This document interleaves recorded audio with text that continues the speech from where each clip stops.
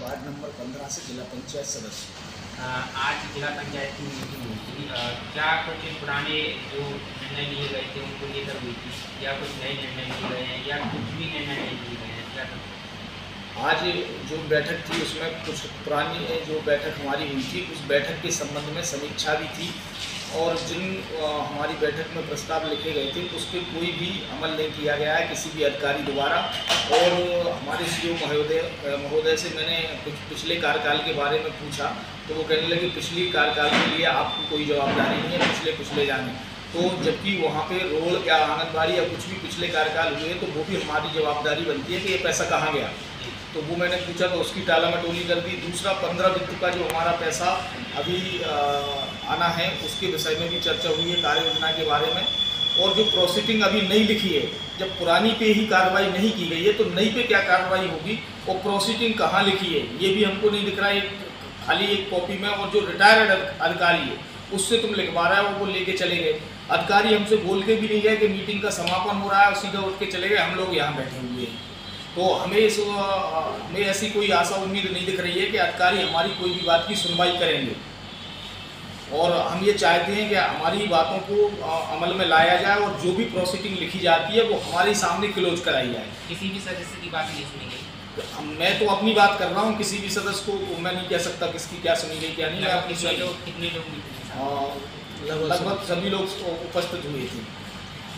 आपने बताया कि जैसे कारणों पर सुनवाई नहीं की जा रही है, जो पिछले निर्णय लिए गए हैं उन पर भी सुनवाई नहीं की जा रही है, क्या आगे आप क्या करने वाले हैं? मैं अभी सीओ साहब का इंतज़ार कर रहा हूँ। यदि वो आते हैं तो ठीक है, मुझे संतुष्ट करते हैं ठीक है, नहीं मैं सुबह भी बैठूंगा और कल भी बैठूंगा। मैं यहीं बैठूंगा जहाँ पे बैठक बुलाई गई थी। मुझे बैठक में बुला करके ऐसा अपमानित टाइप का करके वो लोग अधिकारी क्यों छोड़ छाड़ के चले गए? मेरी बात की सुनवाई भी तो होनी चाहिए यहाँ पे। जब मैं वहाँ से आया हूँ पिछोर से 1000 रुपये का तेल बाल के यहाँ तक आया हूँ तो ये देखने थोड़ी आया कि आपकी शक्लें देखने के लिए आया हूँ। यहाँ पे जो पिछली कार्य योजना है उस पर कार्रवाई अभी तक क्यों नहीं हुई, या यदि कार्रवाई नहीं हुई है तो सीओ साहब तत्काल प्रभाव से उन विभागों पे कार्रवाई करें।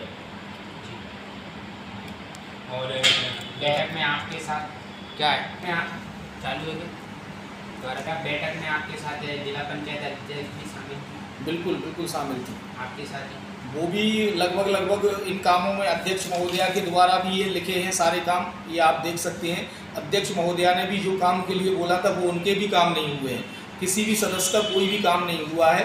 और अभी मुझे लगता है कि अगले टाइम पे भी काम नहीं होगा, ऐसे टाला मटोली कर दी जाएगी। इसीलिए मैं बैठा हूँ कि यदि कार्रवाई हमारी नहीं होती है, सुनवाई नहीं होती है तो हम लोग आगे कोई बड़ा कदम उठाएंगे। कौन कौन से इसमें प्रमुख मुद्दे थे?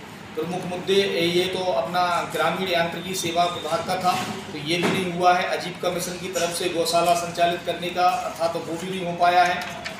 और अपना ये आगे विद्युत वाला था, ये गंभीर मामला था किसानों से संबंधित, इसके लिए भी कोई सुनवाई नहीं की गई है।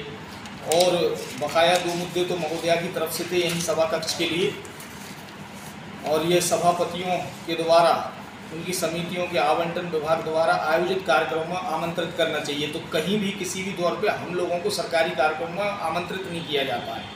प्रधानमंत्री आवास योजना की जो समीक्षा की गई है उसमें हम लोगों को सूचियां उपलब्ध नहीं कराई गई हैं जिससे किसको हम बता सकें कि आपका नाम है कि है भी नहीं है।